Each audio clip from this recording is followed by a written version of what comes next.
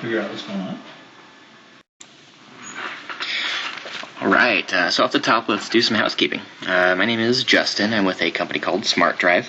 I've been around for about 10 years now. You might actually recognize this as Sticky Drive, and SmartDrive is just the rebirth of that technology with quite a few more benefits, easier implementation, and frankly a lower cost. As SmartDrive and its parent company Sticky Drive, we've worked with some of the largest companies in the world, including Microsoft, Nike, Adidas, Dell, Intel, Starbucks, Home Depot, etc. So since there's a lot of terms in the supplier distributor chain, I'm actually going to be just defining a few right off the bat, just to clear up any confusion. So the end user, that one's pretty self-explanatory. The end user is the individual that will actually be physically using the SmartDrive. The administrator, most purchasing companies assign one or two individuals the responsibility of managing the content on the CMS itself. That includes uploading new files, removing outdated ones, checking the reporting, etc. That's the individual that I'm going to be referring to as the administrator. Alright, so with that out of the way, let's get started here. SmartDrive is a one-of-a-kind product designed to rebrand the flash drive and to make you guys more money off of your sales. So what you're looking at here is our user dashboard, or the main menu. This is what the end user will see once they plug in their SmartDrive. We designed the dashboard to automatically launch every time SmartDrive is plugged into a PC. Mac users, unfortunately, you guys don't have this option available. Apple is very protective of their operating system, so unfortunately they don't allow any programs to auto-launch, not just ours. So the first time the drive is plugged in, the end user is going to have to navigate over here to the Settings tab.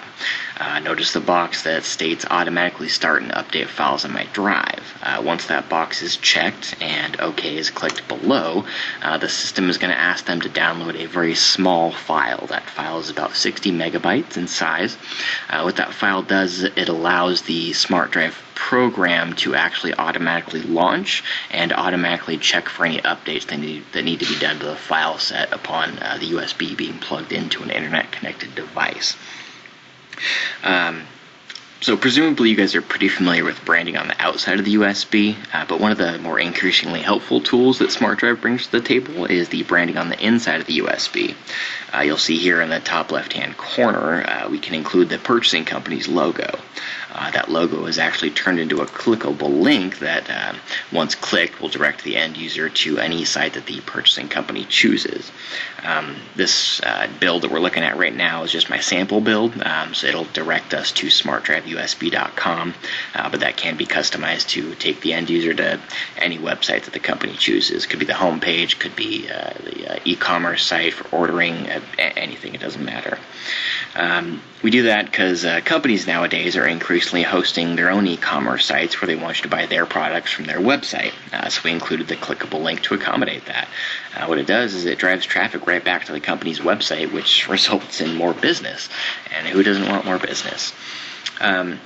Just a little anecdote here. We did some work for a company looking to cut some of their print costs. They loaded their entire print catalog onto a SmartDrive, so whenever an item changed or got discontinued, they no longer had to reprint the entire catalog and mail it out to their clients. All they had to do was load it up on the drive, send an email or something like that out to their clients that have a SmartDrive, telling them, you need to check the drive. We have new products on there. So I checked back with them not too long ago. They told me that by switching to SmartDrive, they were actually able to increase their revenue by about 15% just by removing the costs associated with printing and distribution. Now, those costs, I'm sure you guys know, are very low, but that's only for very low quantities. Once you start getting up into the higher quantities, those will add up very, very quickly. More or less the same thing can be done with any sales team. I'm sure you guys are well aware that pricing sheets and contracts and things of that nature are subject to constant changes and edits. Well, how do you know that your sales team has actually downloaded the newest documents? Well, you don't. With SmartDrive, you can ensure that the most updated documents are the only ones that they're working off of, which is very valuable to those sales managers out there. Alright, so once the production team creates the build for the customer, you'll receive an email that looks just like this one right here. Oh, let me get there we go. So what this one shows, email contains the content management system, or the CMS. It's the login information for it, and a few helpful hints about getting the most out of the SmartDrive.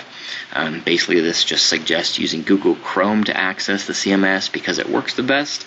It lists the URL and password needed to log into the content management system, and a list of characters that Microsoft does not support.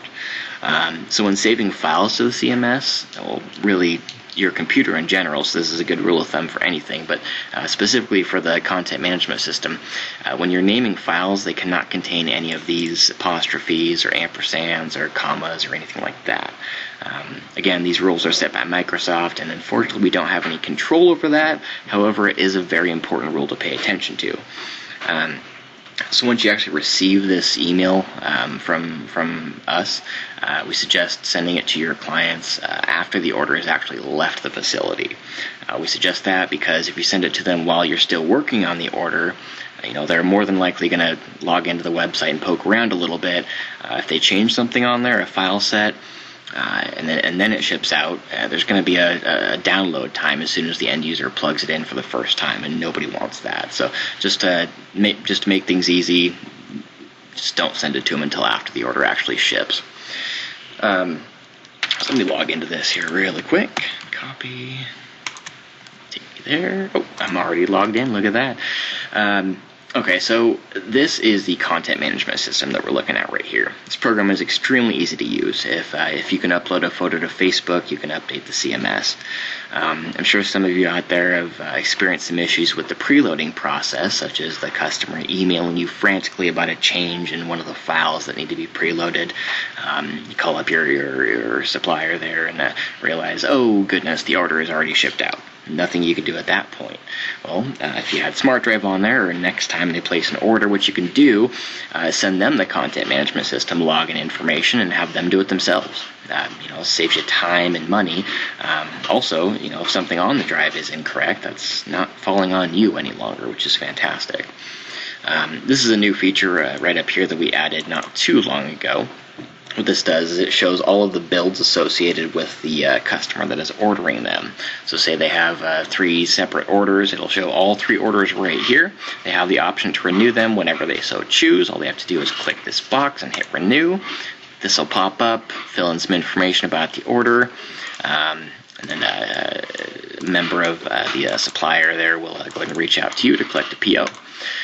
What this does is it shows the purchase date, the quantity of that order, and when the expiration is going to be taking place on this build right here. Alright, so what you're looking at right here is where the administrator will actually manage the files. If I can click on the right button. There we go. So this is where the actual managing of the files is going to be taking place, like I said. As you can see here, you've got the option to upload files as well as whole folders. This option is only available on Google Chrome. It's one of the added features that I was talking about. If you're not using Chrome, you're just not going to see the option to upload whole folders. The button just won't even be there. So you can upload 2 ways. You can click it, browse for whatever file you want on there, double click, and then just like that it pops in there. Alternatively, let's choose something here.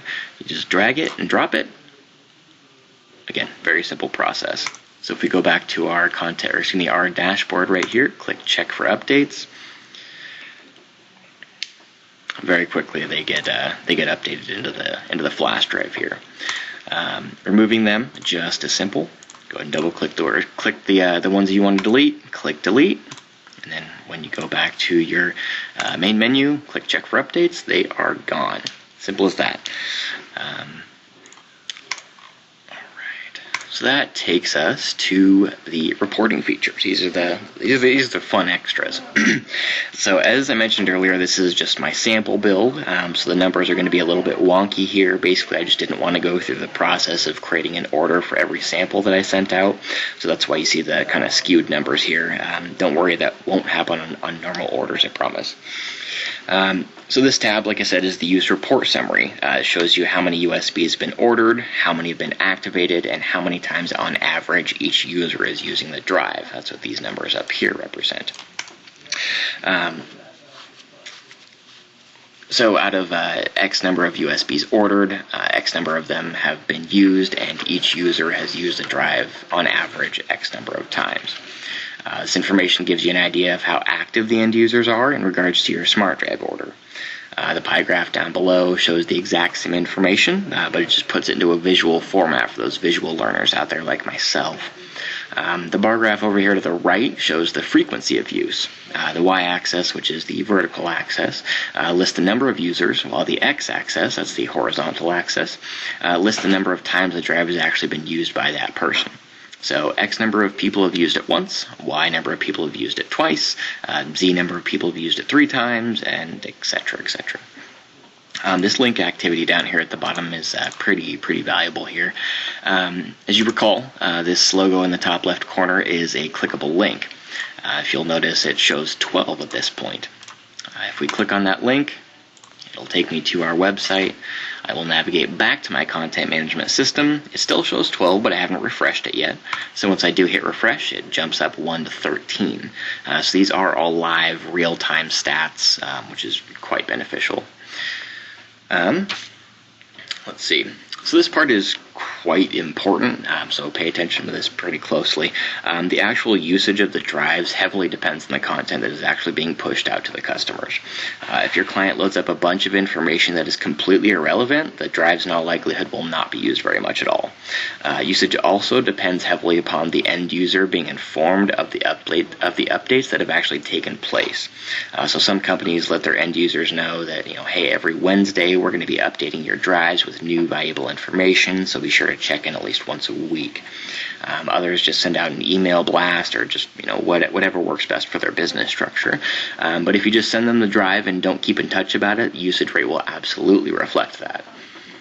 Like I said, that's a very important point to keep in mind. So,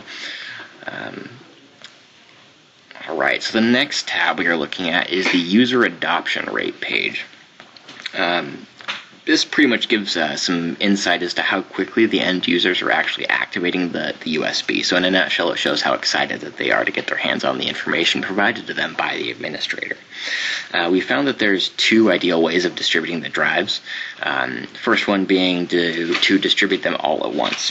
If this is the route chosen to go, the graph's going to have a pretty steep incline right off the bat, but it's going to level off fairly quickly after that. That method is most beneficial for things like conferences or trade shows or just one-time events, things of that nature. The second option is to distribute roughly a quarter of them every 3 months. So this way you're always at the forefront of at least some of your customers' minds. And what that does is also gives you a pretty good reminder to get into contact with those folks that already have the USB out there. Just reminding them to check in, see if there's anything new on the USB drive that you guys have updated for them. Excuse me. The Geographic Distribution screen is probably my favorite feature that we have. Again, this is just a sample, so I'm in Washington State here, so it's only going to show Washington. If we had 2 states, it'd be split down the middle, Washington and Idaho or California or something like that. So these graphs show the top 10 countries and the top 10 states in which the purchasing company's SmartDrive has actually been used. These are designed to assist the marketing team in determining which areas of the world are their strongest and adjust accordingly. Frankly, I like that we choose the top 10 instead of listing all of them because, using my graph as an example, let's say that you don't do any advertising in Washington. Well, you look at the report and it shows that Washington is the only state where any of your USBs have been activated. Well, that would tell me, that maybe we need to focus more of our advertising budget in Washington to see what kind of return we can get from there. Same thing with international, to be split, evenly, or 2/3 of the activations have been in the U.S., while 1/3 of them have been in India or something like that, China, what have you. And that brings us to the document open rate page. This tool is going to mean different things to different companies, but it is extremely helpful in determining the popularity of the current ad campaign or the new products or whatever files that you're loading onto the drive here. For example, if you're loading multiple different marketing videos on the drive, you can determine the most popular one and maybe make that video the one that you distribute nationally or turn into a commercial or however you're going to use that information. I've actually been talking with a recording studio. They've got a pretty good idea to replace CDs in the music industry with SmartDrive. So CDs have been around for the better part of 3 decades now, and eventually they are going to go away. Just like 8-tracks and cassette tapes and all those things that came before them. So the company feels that SmartDrive can be the future of the recording industry. They're thinking that the bands can load all their songs on the drive, look at which ones have been played the most, and then boom, that's their song to make their single or music video out of. Also talking with a company who's going to be pouring some money into a vinyl press plant down in the south. He's thinking that, well, he's heard quite a bit that vinyl's making a pretty big comeback, and he was spurred by Jack White, the guy from the White Stripes. He released a solo album on vinyl, added a bunch of extras onto the album itself, and he kind of thought something similar could be done with SmartDrive. The main album could be loaded onto the vinyl itself, but on the casing itself, you could open it up kind of like an advent calendar, and it would reveal a SmartDrive. On the SmartDrive would be, backstage videos or concert videos or interviews or just all sorts of fun stuff. So that's about it for me. I just want to take this time to thank Wes and all the guys over at Emperor for letting me steal you guys' time for a little bit here. If you have any questions, go ahead and reach out to those guys. Everyone over there is fantastic. They've been awesome in dealing with me, so I guarantee that they'd be just as good dealing with you guys. All right, I want to thank you for your time and hope you guys have a good rest of the day.